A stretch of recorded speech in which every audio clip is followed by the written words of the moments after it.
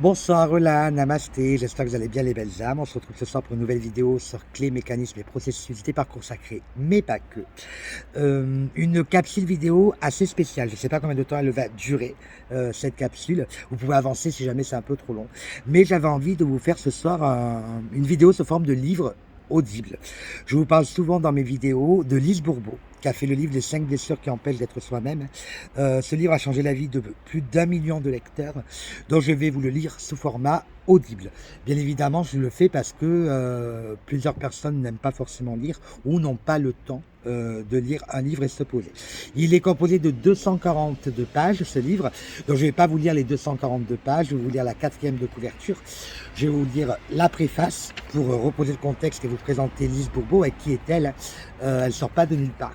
Je vous lirai le premier chapitre qui s'intitule La création des blessures et des masques. Ensuite, on enchaîne avec les chapitres sur les différentes blessures. Il y en a 5.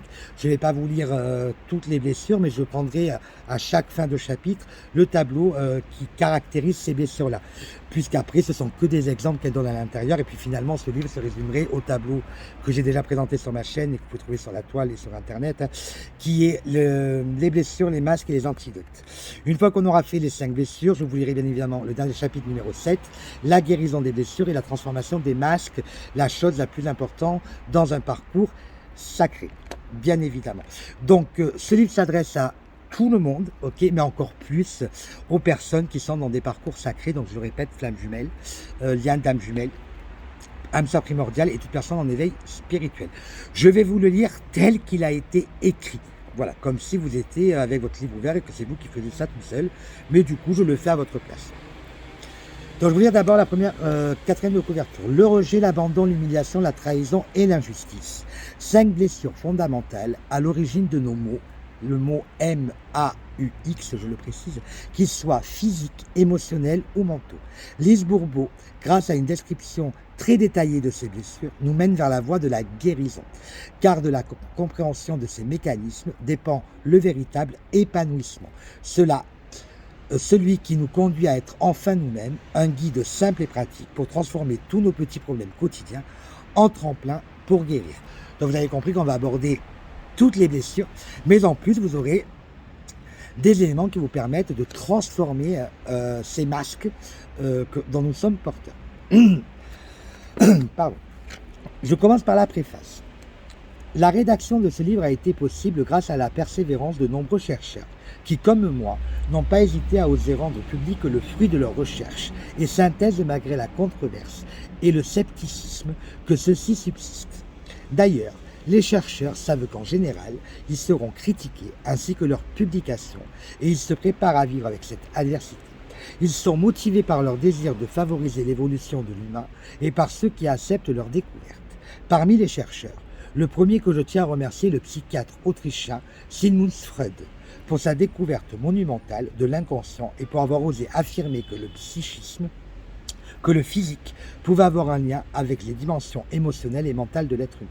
Mes remerciements s'adressent ensuite à un de ses élèves, Wilhelm Reich, qui, à mon avis, a été le grand précurseur de la métaphysique. Il fut le premier à vraiment établir le lien entre la psychologie et la physiologie, en prouvant que les névroses affectent non seulement le mental, mais aussi le corps physique. Par la suite, les psychiatres John C. Pieraskov et Alexander Lowen, tous deux élèves de Wilhelm Reich, ont créé la bioénergie, qui a prouvé l'importante implication des émotions et de la pensée dans la volonté de guérir le corps physique. C'est surtout grâce aux travaux de John Spiratov et sa compagne Evan Brock que j'ai pu réaliser la synthèse que tu découvriras dans ce livre. Depuis un stage très intense fait en 1992 avec Barry Walker, un élève de John Pierakos, j'ai observé et recherché avec assiduité pour en arriver à la synthèse des 5 blessures et les masques qui les accompagnent. D'ailleurs, tout ce qui est décrit dans ce livre a fait l'objet de maintes vérifications depuis 92, dans l'entremise de milliers de personnes qui ont suivi mes ateliers et par des expériences tirées de la vie personnelle. Il n'y a aucune preuve scientifique à ce qui est avancé dans ce livre, mais je t'invite à vérifier ma synthèse avant de la rejeter et surtout à l'expérimenter pour savoir si elle peut t'aider à améliorer ta qualité de vie. Comme tu as pu le constater, je continue à te tutoyer dans cet ouvrage, tout comme je l'ai fait dans mes autres écrits, puisqu'elle n'a pas écrit que ce livre-là.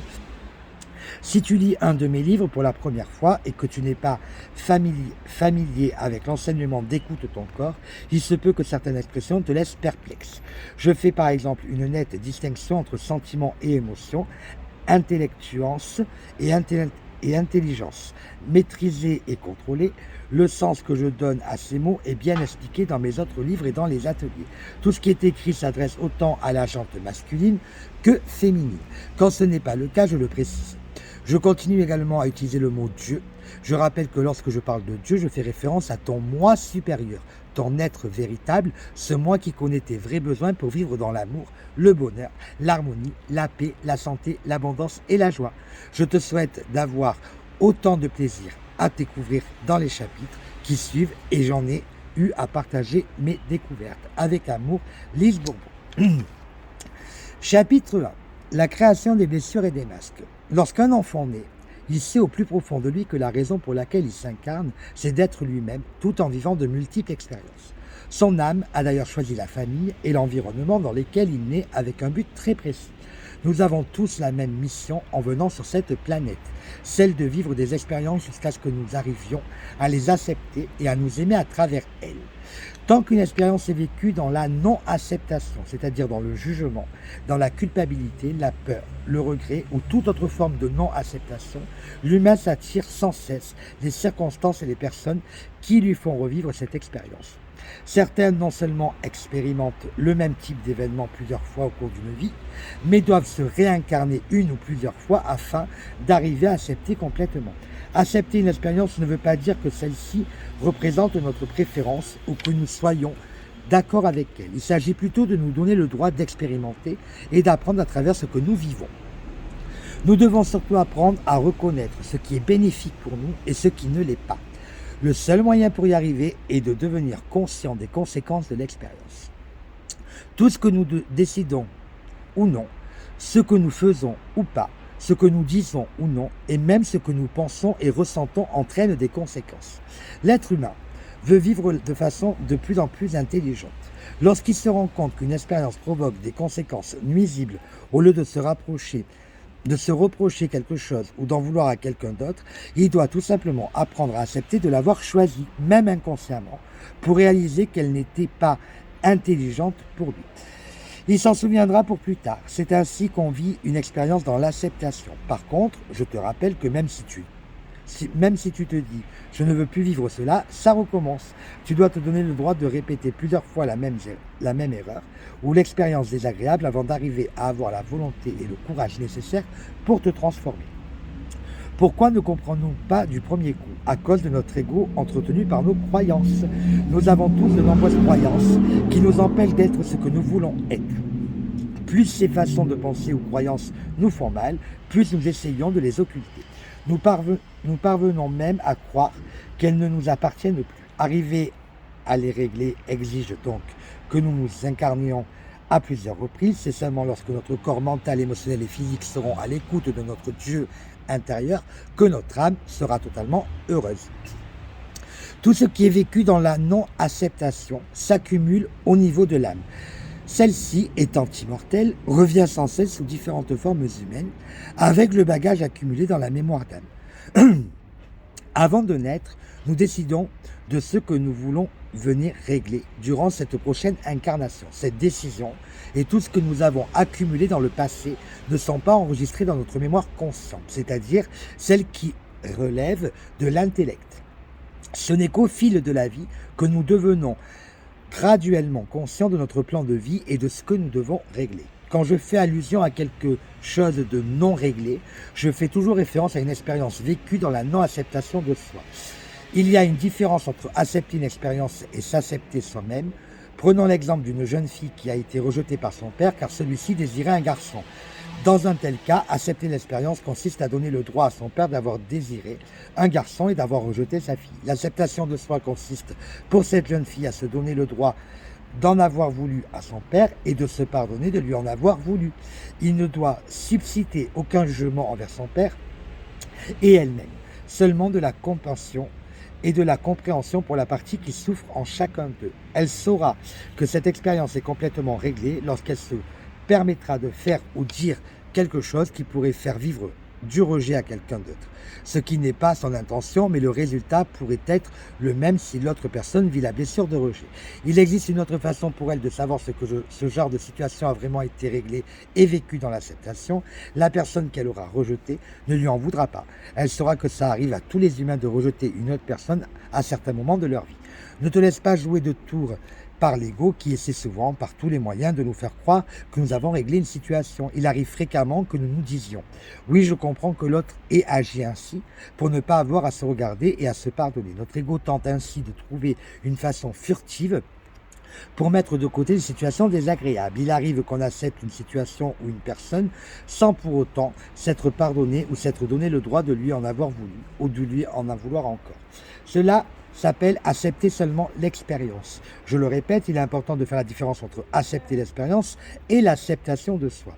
Cette acceptation est difficile à faire car notre ego ne veut pas admettre que toutes les expériences difficiles que nous vivons ont pour seul but de nous montrer que nous agissons de la même façon avec autrui. As-tu déjà constaté que lorsque tu accuses quelqu'un de quelque chose, cette même personne t'accuse de la même chose? Voilà pourquoi il est si important d'apprendre à se connaître et à accepter le plus possible, s'accepter le plus possible. C'est ce qui nous assure de vivre de moins en moins de situations souffrantes. Il n'en tient qu'à toi de décider de te prendre en main pour devenir maître de ta vie plutôt que de laisser ton ego te contrôler. Faire face à tout cela demande cependant beaucoup de courage parce qu'on touche inévitablement à de vieilles blessures qui peuvent faire très mal, surtout si nous traînons cela depuis plusieurs vies. Plus tu souffres à travers une situation ou avec une personne spécifique, plus le problème vient de loin. Pour t'aider, tu peux compter sur ton Dieu intérieur qui est omniscient. Il connaît tout. Omniprésent, il est partout et omnipote, il est tout-puissant. Cette puissance est toujours présente et à l'œuvre en toi. Elle agit de sorte à te guider vers les personnes et des situations qui te font nécessairement grandir et évoluer selon le plan de vie choisi avant ta naissance. Avant même de naître, ton Dieu intérieur attire ton âme vers l'environnement et la famille dont tu auras besoin dans ta prochaine vie. Cette attirance magnétique et ses objectifs sont déterminés d'une part parce que tu n'as pas encore réussi à vivre dans l'amour et l'acceptation dans tes vies précédentes, et d'autre part parce que tes futurs parents ont à guérir à travers un enfant comme toi. Voilà ce qui explique que les enfants et les parents ont en général les mêmes blessures à guérir. En naissant, tu n'es plus conscient de tout ce passé car tu te concentres surtout sur les besoins de ton âme qui veut que tu t'acceptes avec tes acquis, tes défauts, tes forces, tes faiblesses, tes désirs, ta personnalité, etc., etc. Nous avons tous ce besoin.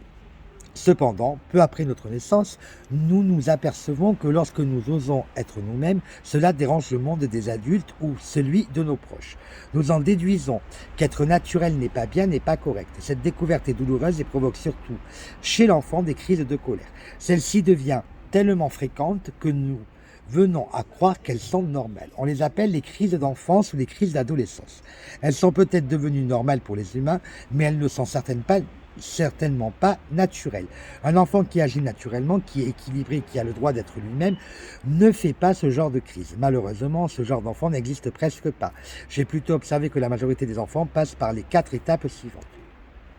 Après avoir connu la joie d'être lui-même, première étape de son existence, il connaît la douleur de ne pas avoir le droit d'agir ainsi, qui est la deuxième étape. Vient ensuite la période de crise et la révolte, la troisième étape. Afin de réduire la douleur, l'enfant se résigne et finit par se créer une nouvelle personnalité pour devenir ce que les autres veulent qu'il soit.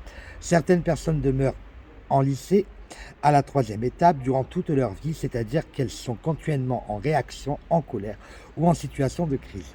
C'est durant les troisième et quatrième étapes que nous créons plusieurs masques, nouvelles personnalités, qui servent à nous protéger contre la souffrance vécue lors de la deuxième étape. Ces masques sont au nombre de 5 et correspondent à 5 grandes blessures de base vécues par l'être humain.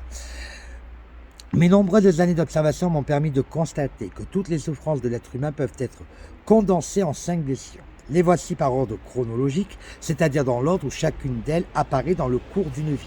Rejet, abandon, humiliation, trahison, injustice. En les disposant autrement, l'acrostiche trahi, T-R-A-H-I, est formé, ce qui favorise la mémorisation. T pour trahison, R pour rejet, A pour abandon, H d'humiliation, I d'injustice. Cette acrostiche permet de mettre en lumière le fait que chaque fois que nous croyons subir ou que nous pensons faire vivre une de ces blessures, tout notre être se sent trahi. Nous ne sommes pas fidèles à notre Dieu intérieur, aux besoins de notre être, puisque nous laissons notre ego, avec ses croyances et ses peurs, diriger notre vie. La mise en place des masques est la conséquence de vouloir cacher à nous-mêmes ou aux autres ce que nous n'avons pas encore voulu régler. Ces cachotteries sont une forme de trahison. Quels sont ces masques? Les voici accompagnés des blessures qu'ils essaient de masquer. Donc blessure du rejet, le masque, le fuyant, abandon, le masque dépendant, humiliation, le masque masochiste, la blessure de trahison, le masque contrôlant et l'injustice, le rigide. Ces blessures et ces masques seront expliqués en détail dans les chapitres suivants. Je n'expliquerai pas ça en détail, je prendrai le tableau de chaque blessure sous forme de caractéristiques. Un masque représente un type de personne avec un caractère qui lui est propre, car de nombreuses croyances sont développées et elles influenceront l'attitude intérieure et les comportements de la personne. Plus la blessure est importante, plus tu en souffriras souvent, ce qui t'obligera à porter ton masque plus souvent.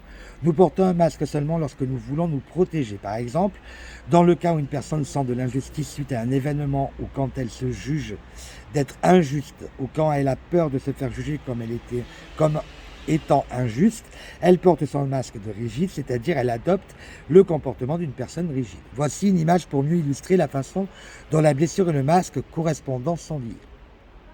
La blessure intérieure peut être comparée à une blessure physique que tu as sur la main depuis longtemps, que tu ignores et que tu as négligé de soigner. Tu as plutôt préféré porter un gant pour ne pas l'avoir. Ce gant équivaut au masque. Tu as cru qu'ainsi tu pourrais prétendre ne pas être blessé. Crois-tu vraiment que c'est la solution? Bien sûr que non. Nous le savons tous, mais l'ego, lui, ne le sait pas. C'est une des façons qu'il a de nous jouer des tours. Revenons à cet exemple de blessure à la main. Disons que cette lésion te fait très mal chaque fois que quelqu'un te touche la main, même si elle est protégée par ton gant.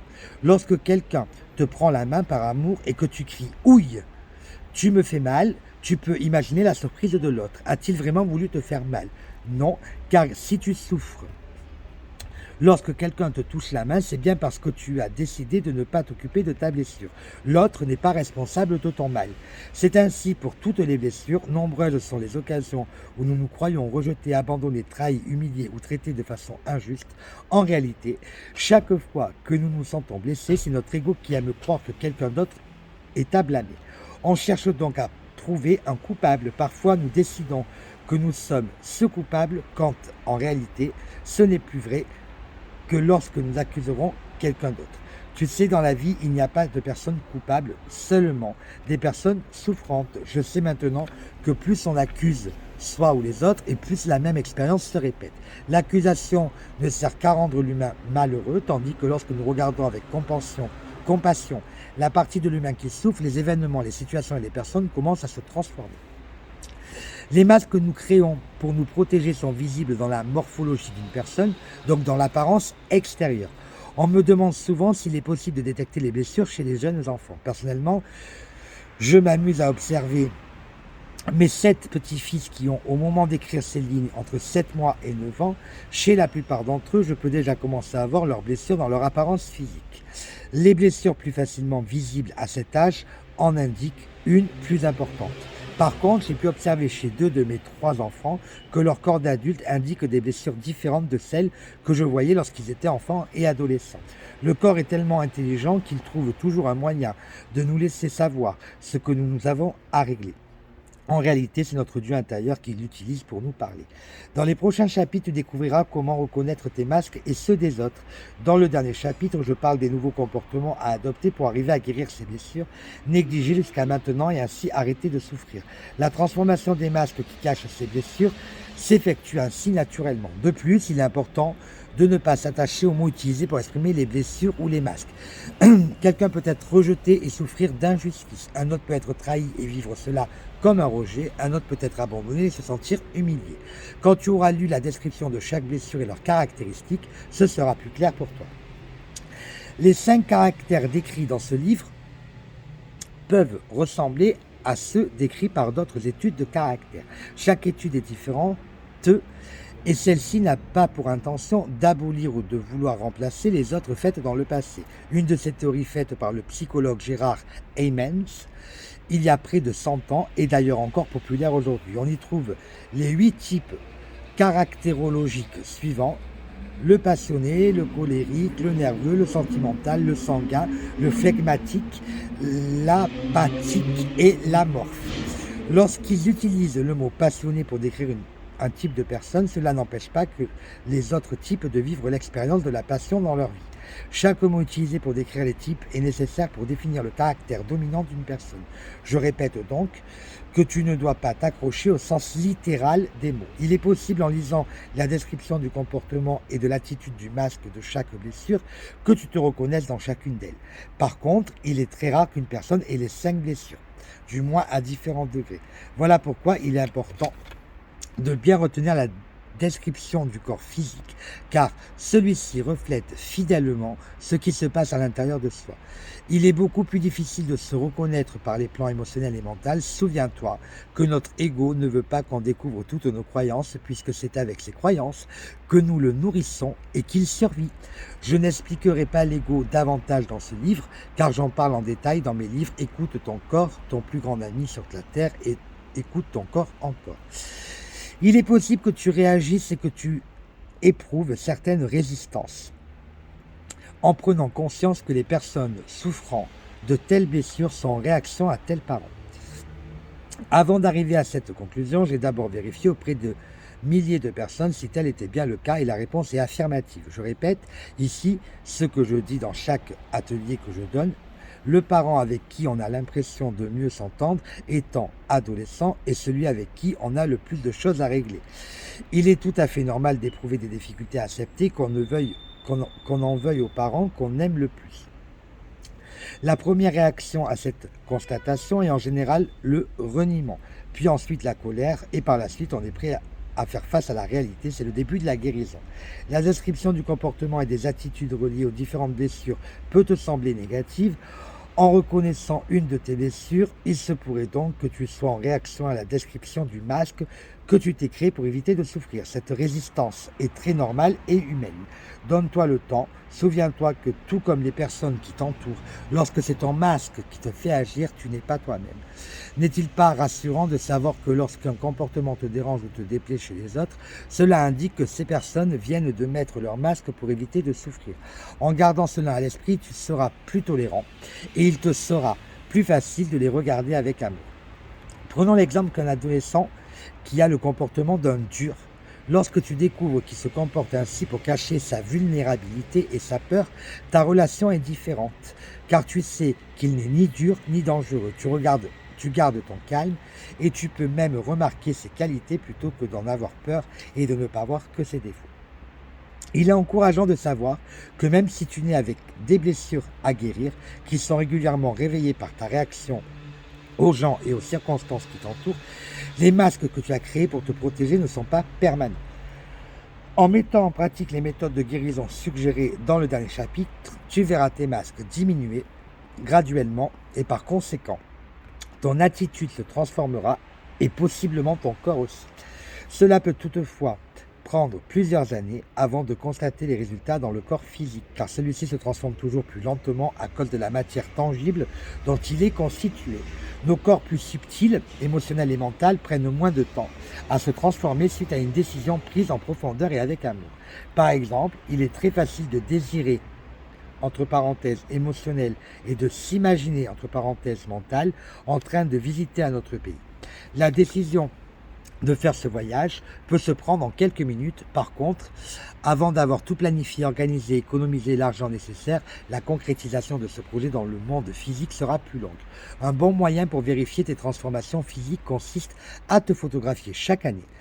Veille à prendre des gros plans de toutes les parties de ton corps afin de bien voir les détails. Il est vrai que certaines personnes changent plus rapidement que d'autres, tout comme certaines personnes pourraient arriver à concrétiser leur voyage plus vite que d'autres. L'important est de toujours continuer à travailler sur ta transformation intérieure, car c'est ce qui fera de toi un être plus heureux dans la vie. Durant la lecture des 5 prochains chapitres, je te suggère de noter tout ce qui semble te correspondre, ensuite de relire le ou les chapitres qui décrivent le mieux ton attitude et surtout ton apparence physique.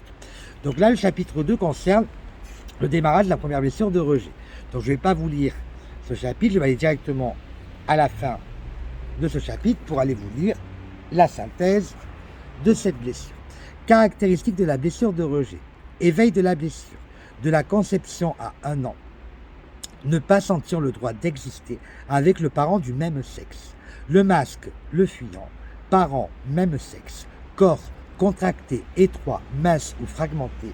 Les yeux petits avec de la peur ou impression de masque autour des yeux. Vocabulaire nul, rien, inexistant, disparaître. Caractère détaché du matériel, perfectionniste, intellectuel, passe par des phases de grand amour à des phases de haine profonde, ne croit pas à son droit d'exister, difficultés sexuelles, se croit nul, sans valeur, recherche la solitude, effacée, capacité de se rendre invisible, trouve différents moyens pour fuir, part en astral facilement, se croit incompris, difficulté à laisser vivre son enfant intérieur. Plus grande peur, la panique. Alimentation, appétit coupé par les émotions ou la peur. Petite portion pour fuir. Sucre, alcool ou drogue. Prédisposition à l'anorexie. Maladie possible, peau, diarrhée, arythmie, cancer, problèmes respiratoires, allergies, vomissements, évanouissement, coma, hypoglycémie, diabète, dépression, suicidaire et psychose. Je vais vous montrer le physique de la personne qui détient la blessure de rejet. Elle est ici. Voilà, le fuyant, je vous montre. Voilà. Physiquement, la personne qui a la blessure de rejet est définie comme celle-ci. Deuxième blessure. On passe à la blessure de l'abandon. La blessure de l'abandon peut souvent être confondue avec la blessure de rejet. Donc je vous lis d'abord le début du chapitre parce que c'est important la précision qu'elle fait. Abandonner quelqu'un, c'est le quitter, le laisser, ne pas vouloir s'en occuper. Plusieurs personnes confondent le rejet et l'abandon. Regardons ensemble la différence. Si dans un couple, par exemple, l'un des partenaires décide de rejeter l'autre, il le repousse pour ne plus l'avoir à ses côtés. Si par contre, il décide de l'abandonner, il le quitte, il s'en va pour s'en éloigner temporairement ou définitivement. La blessure vécue dans le cas d'un abandon est la deuxième plus souffrante après celle du rejet, car ces deux dernières touchent l'être directement. Voilà pour le petite mise au point entre les deux blessures. Donc je vais vous lire maintenant la synthèse de cette blessure. Caractéristiques de la blessure d'abandon. Éveil de la blessure. Entre 1 et 3 ans avec le parent du sexe opposé. Manque de nourriture affective ou du genre de nourriture désirée. Le masque dépendant. Corps long, mince, manque de tonus, affaissement, jambes faibles, dos courbé, bras semblent trop longs et pendent le long du corps, partie du corps tombante ou flasque, les yeux grands, triste, regard qui tire. Vocabulaire absent, seul, je ne supporte pas. Je me fais bouffer, on ne me lâche pas. Caractère victime, fusionnel, besoin de présence, d'attention, de support et surtout de soutien. Difficulté à faire ou à décider quelque chose seul. Demande de conseils et ne les suit pas nécessairement. Voix d'enfant, difficulté à se faire dire non, à accepter un refus, tristesse, pleure facilement, attire la pitié, un jour joyeux, un jour triste, s'accroche physiquement aux autres, psychique, vedette, recherche l'indépendance, aime le sexe. Plus grande peur, la solitude, alimentation, bon appétit, boulimique, aime les aliments mous, mange lentement. Maladie possible, dos, asthme, bronchite, migraine, hypoglycémie, agoraphobie, diabète, glande surrénale, myopie, hystérie, dépression, maladie rare qui attire davantage l'attention, maladie incurable. Je vous montre la morphologie de quelqu'un qui a la blessure d'abandon. Troisième blessure. La blessure d'humiliation. Même topo, je vous lis la fiche synthèse. Caractéristiques de la blessure d'humiliation. Éveil de la blessure. Entre 1 et 3 ans, avec le parent qui s'est occupé de son développement physique, en général la mère, manque de liberté, se sentir humilié par le contrôle de ce parent. Le masque, le masochiste, le corps gros, rondelé, taille courte, cou gros et bombé, tension au cou, à la gorge, aux mâchoires et au pelvis. Visage rond, ouvert, les yeux grands, ronds, ouverts et innocents d'un enfant. Vocabulaire, être digne, être indigne, petit, gros. Caractère, a fréquemment honte de lui-même et des autres ou peur de faire honte. N'aime pas aller vite, connaît ses besoins mais ne les écoute pas. En prend beaucoup sur son dos. Contrôle pour éviter la honte, se croit malpropre, sans cœur, cochon ou moindre que les autres. Fusionnel, s'arrange pour ne pas être libre, car être libre signifie illimité. S'il est sans limite, il a peur de déborder, joue à la mer, hypersensible, se punit en croyant punir l'autre, veut être digne, vit du dégoût, honte au niveau sexuel mais sensuel et n'écoute pas ses besoins sexuels. Compense et se récompense par la nourriture. Plus grande peur, la liberté. Alimentation, aime aliments riches en gras, chocolat, boulimique ou plusieurs petites portions. Honte de s'acheter ou manger des gâteries. Maladies possibles, dos, épaules, gorge, angine, laryngite, problèmes respiratoires, jambes, pieds, varices, entorse, fracture, foie, glande, thyroïde, démangeaison de la peau, hypoglycémie, diabète et le cœur. Je vous montre maintenant la morphologie de quelqu'un qui est porteur de la blessure de l'humiliation.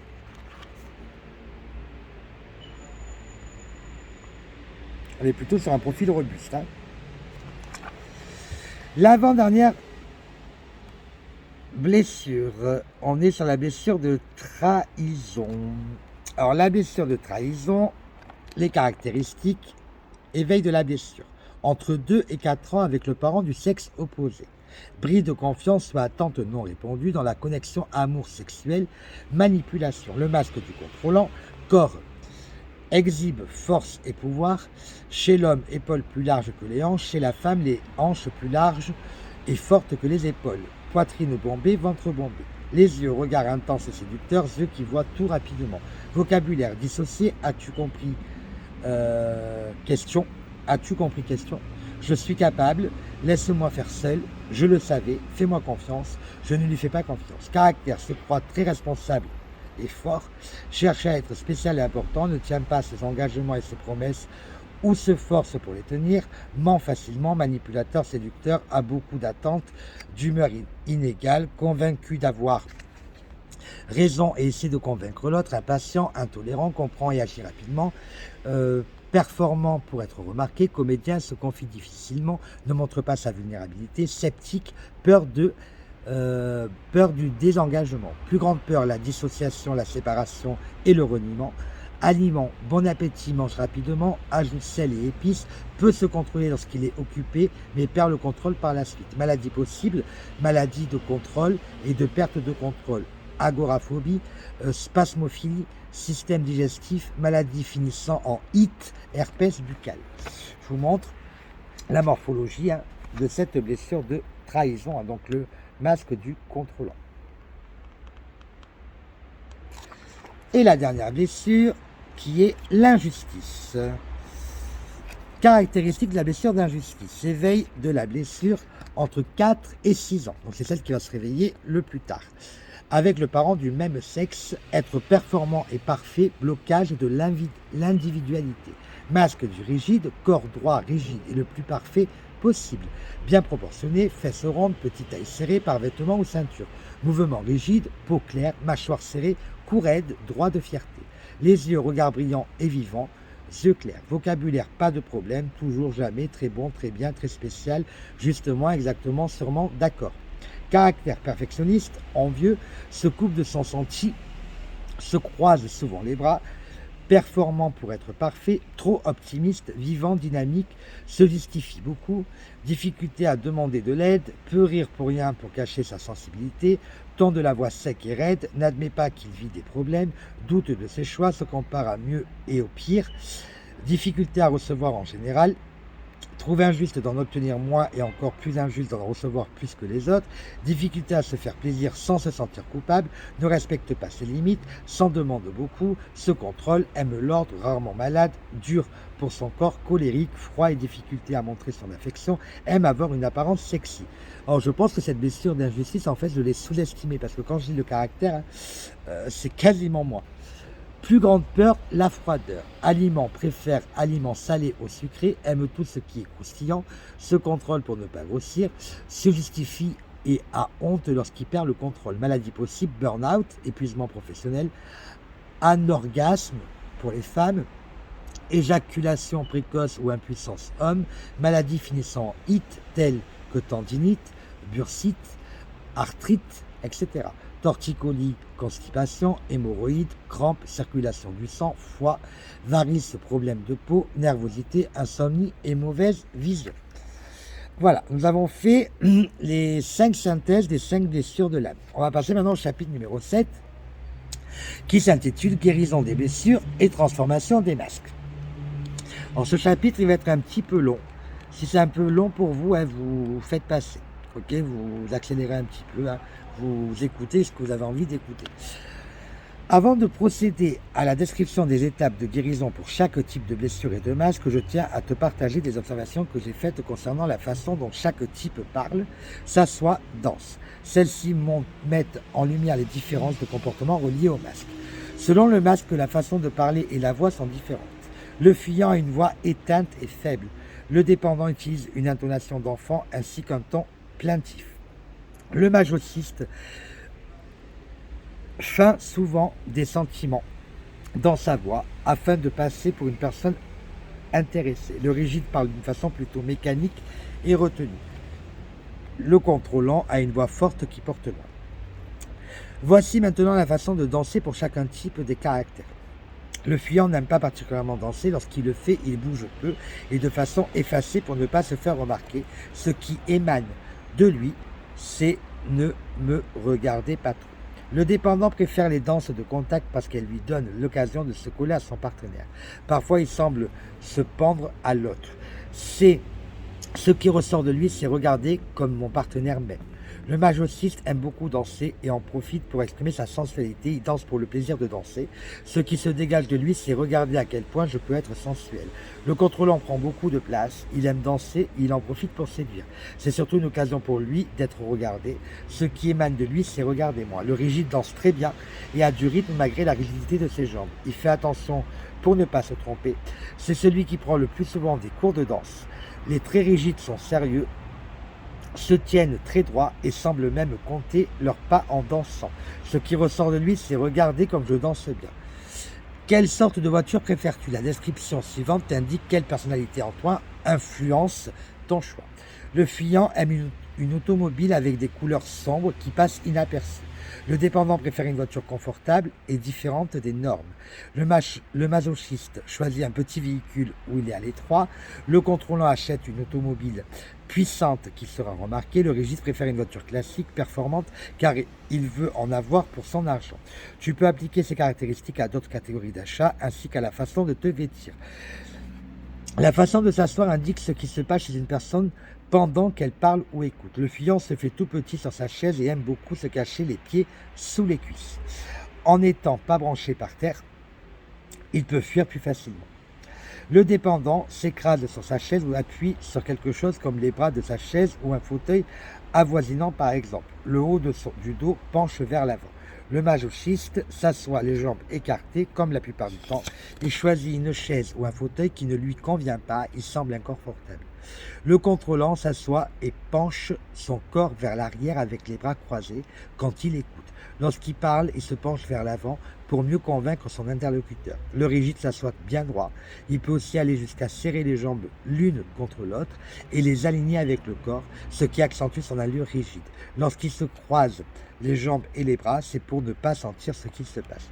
À maintes reprises durant des entrevues, J'ai eu l'occasion de constater qu'une personne peut s'asseoir différemment selon ce qui se passe en elle. Prenons l'exemple d'une personne qui a une blessure d'injustice et d'abandon. Lorsqu'elle me parle des problèmes dans sa vie, son corps devient plus mou et le haut de son corps s'affaisse. Elle est dans sa blessure d'abandon.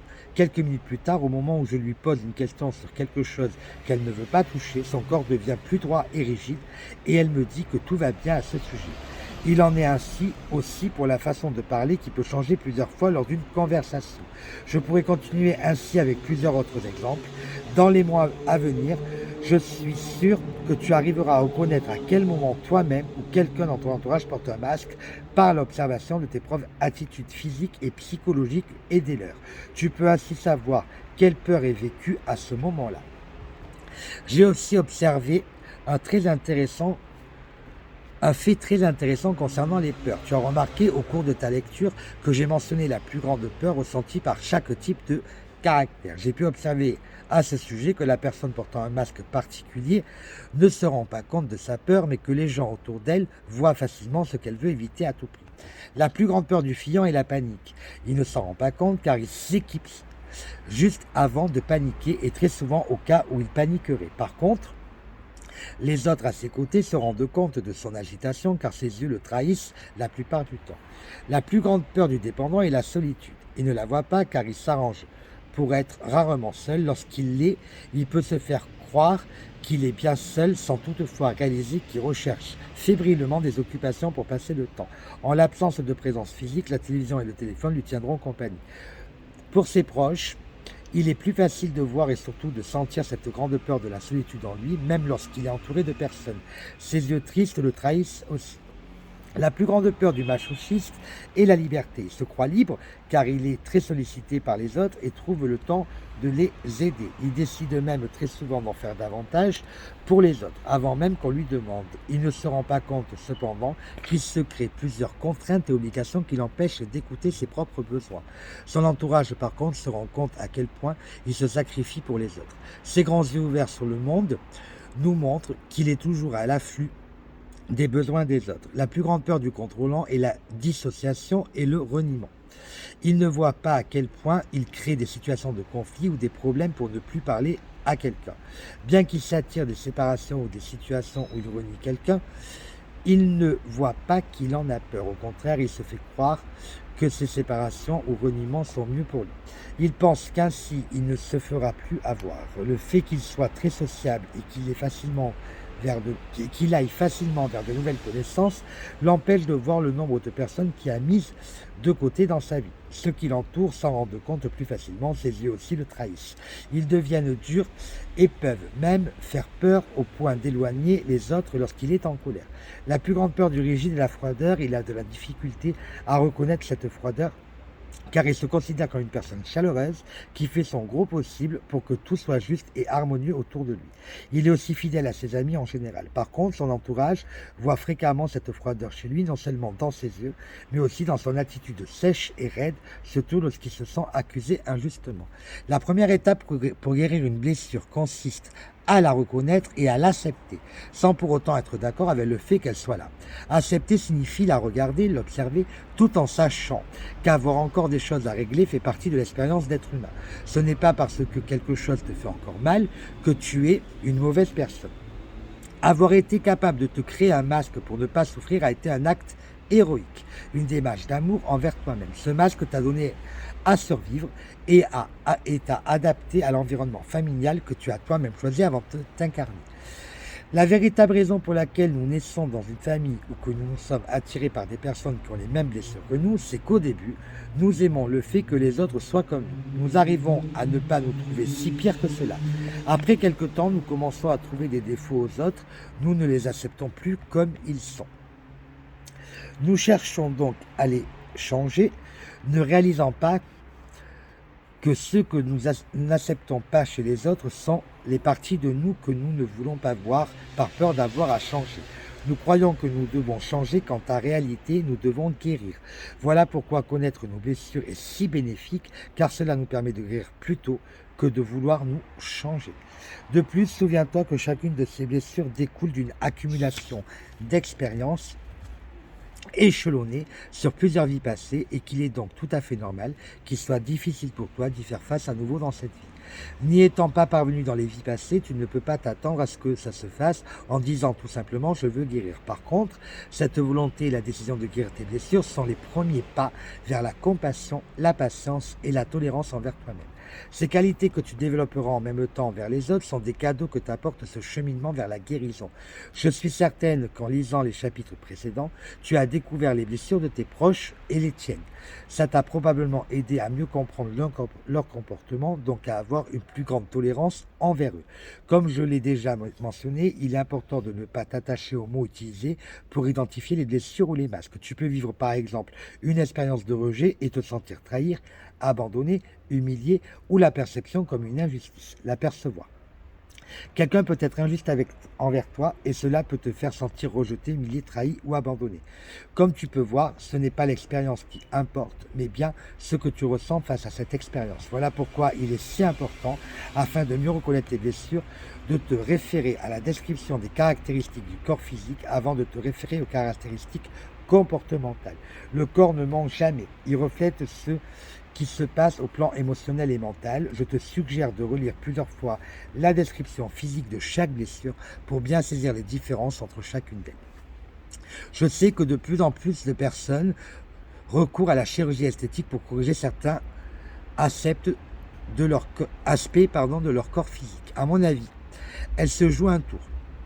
Car ce n'est pas parce qu'on ne voit plus les caractéristiques d'une blessure dans le corps qu'elle est nécessairement guérie.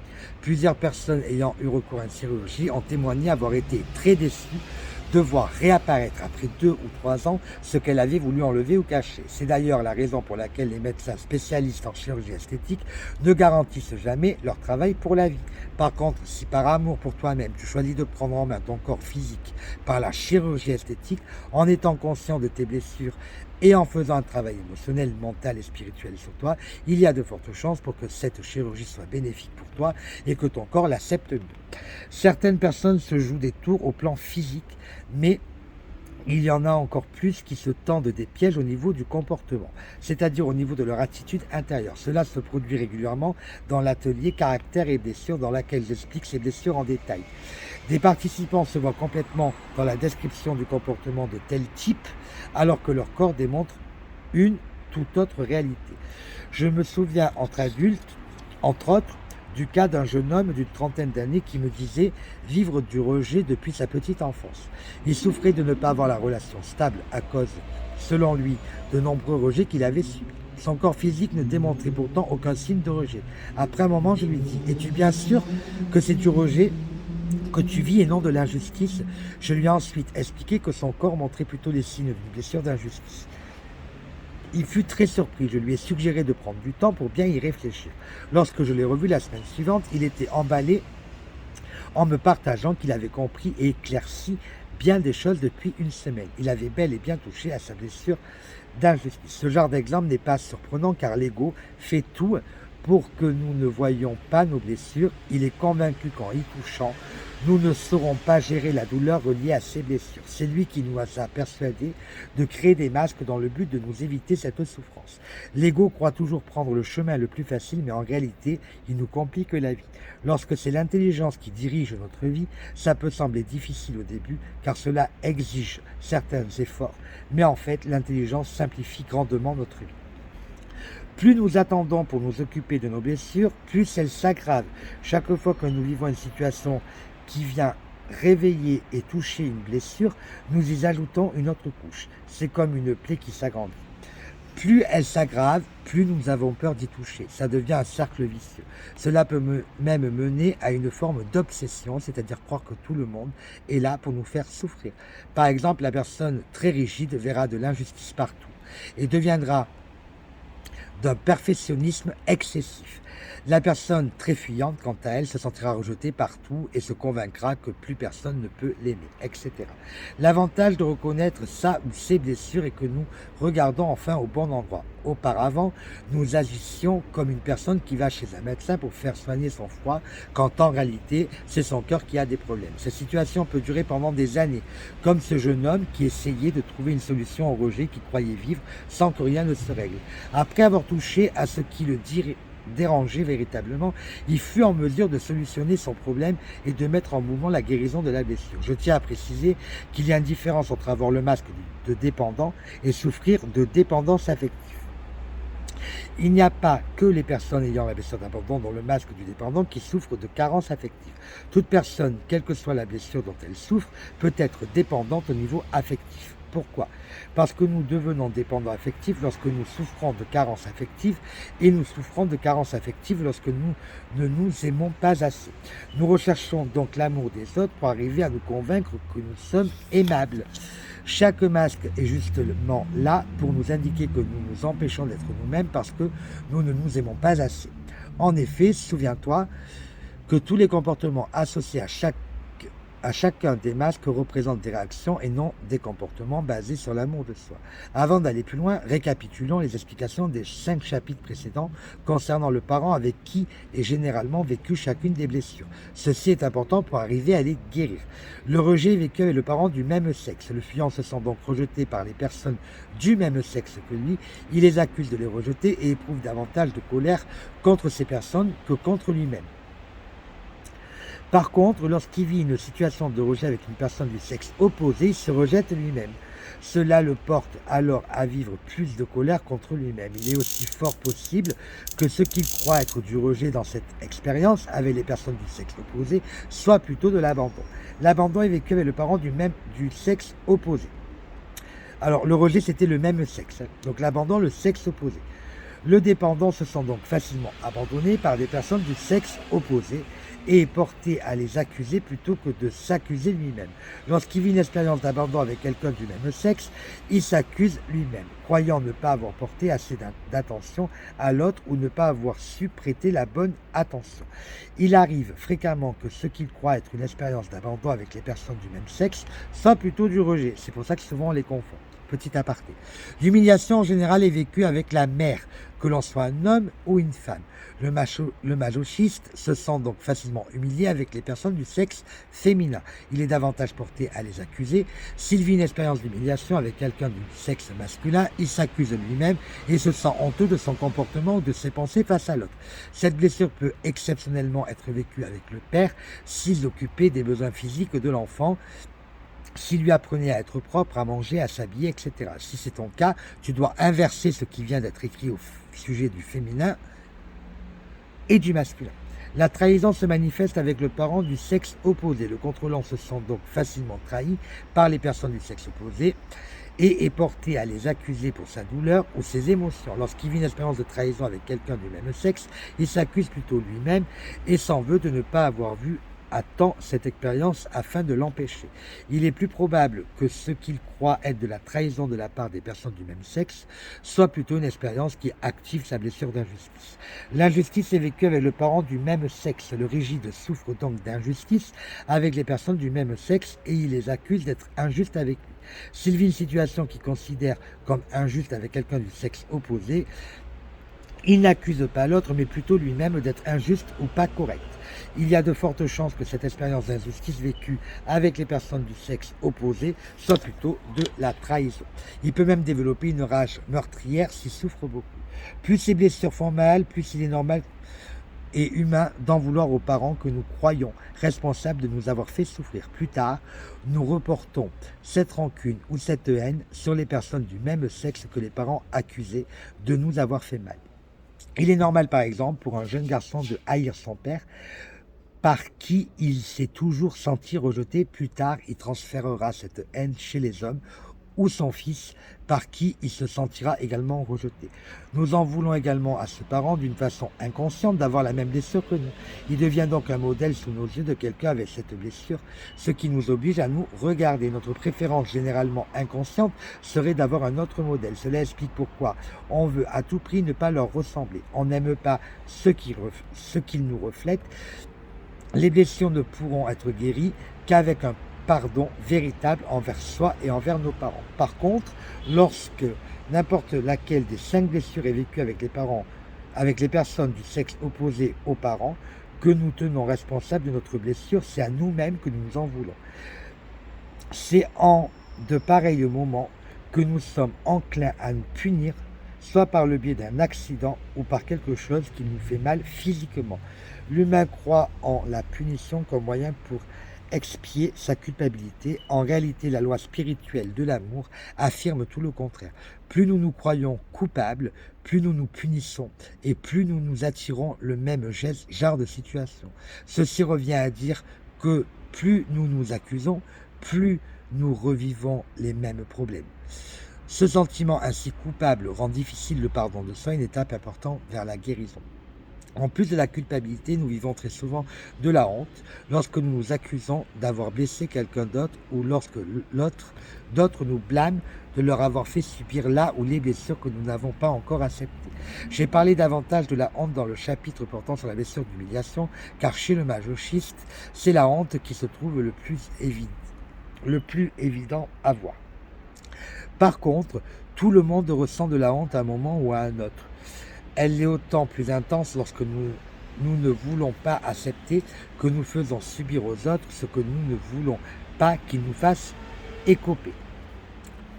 Lorsque de graves abus sont commis ou que de la violence est vécue, cela indique que la personne qui en sont responsables ont des blessures qui font tellement mal qu'elles en perdent le contrôle. C'est pour cette raison que je dis souvent, il n'y a pas de méchants dans ce monde, mais seulement des souffrants.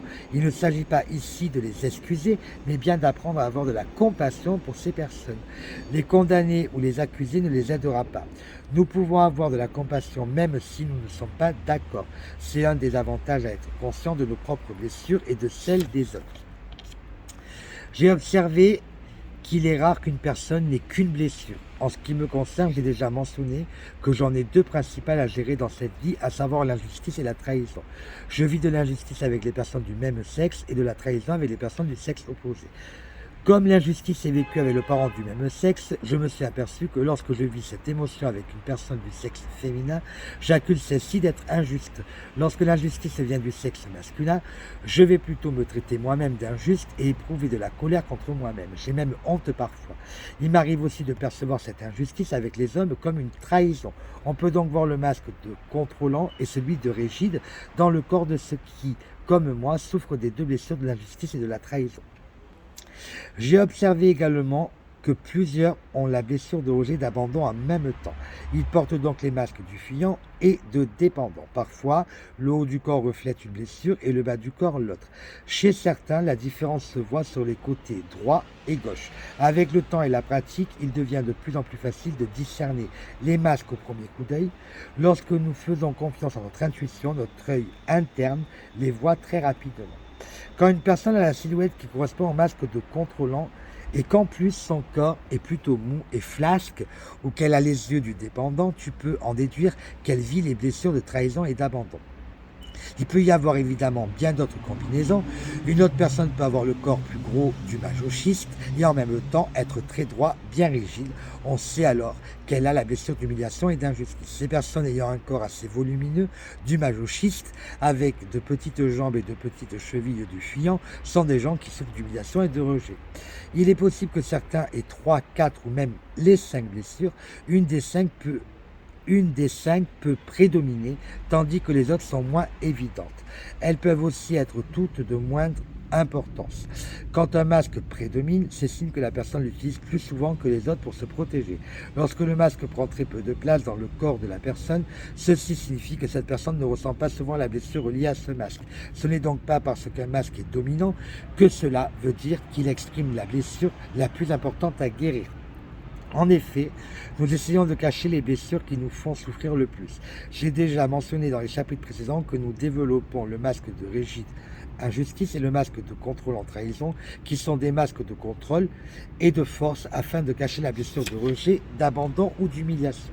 Cette force sert à camoufler ce qui fait le plus mal. Cela explique pourquoi il est fréquent de voir une de ces 3 blessures apparaître avec l'âge, car le contrôle a ses limites. C'est surtout le masque de rigide, grâce à sa capacité de se contrôler, qui a le plus grande possibilité de cacher une autre blessure.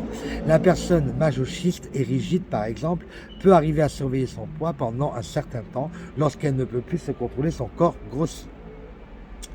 L'âme qui vient sur terre pour guérir la blessure de trahison recherche un parent du sexe opposé fort, solide, qui sait prendre la place, qui ne perd pas le contrôle et qui n'est pas trop émotif. En même temps, le contrôlant veut que ce parent soit compréhensif, qu'il lui fasse confiance et qu'il réponde à toutes ses attentes et à son besoin d'attention, ce qui lui éviterait de se sentir abandonné et trahi. Si le parent montre de l'indifférence, s'il se sent abandonné, mais s'il présente une faiblesse quelconque ou un manque de confiance envers lui, il vit cela comme de la trahison. Si le parent de sexe opposé est trop autoritaire, agressif ou violent, il s'établit très souvent un rapport de force entre eux à l'adolescence, ce qui alimente leur blessure de trahison à tous les deux. L'humain est un spécialiste pour se trouver toutes sortes de bonnes raisons et d'explications lorsque son corps change. On peut remarquer qu'il n'est pas prêt à vouloir se regarder, surtout qu'il a beaucoup de difficultés à accepter l'idée que le corps humain est d'une si grande intelligence. Il ne veut pas admettre que le moindre changement dans son corps physique est une façon d'attirer son attention sur quelque chose qui vit à l'intérieur de lui, mais qu'il ne veut pas examiner pour le moment. Si seulement l'humain réalisait que lorsque son corps décide d'attirer son attention sur un de ses comportements intérieurs, c'est en réalité son Dieu intérieur qui utilise son corps physique pour l'aider à devenir conscient qu'il a tout ce qu'il faut à ce moment-là pour faire face à ce qu'il a peur de trouver. Nous choisissons plutôt de continuer à avoir peur de découvrir nos blessures et nous continuons à porter les masques créés pour les cacher, croyant ainsi que ces blessures vont disparaître. Souviens-toi, nous ne portons nos masques pour nous protéger que lorsque nous avons peur de souffrir, de revivre une blessure, de réouvrir une blessure, de réactiver une blessure. Tous les comportements décrits dans les chapitres précédents ne sont utilisés que lorsque nous portons nos masques. Aussitôt qu'il est en place, nous ne sommes plus nous-mêmes. Nous adoptons plutôt le comportement relié au masque porté. L'idéal est d'arriver à reconnaître rapidement le masque que nous venons de mettre afin d'identifier la blessure que nous essayons de cacher, et ce, sans nous juger ni nous critiquer. Il se peut que tu changes une ou plusieurs fois de masque dans la même journée, ou tu peux faire partie de ceux qui portent le même pendant plusieurs mois, voire plusieurs années, avant qu'une autre blessure remonte à la surface. Au moment où tu t'en rends compte, sois heureux de t'en être aperçu et remercie l'incident ou la personne qui a touché ta blessure, car elle te permet de voir que celle-ci n'est pas encore guérie. Au contraire,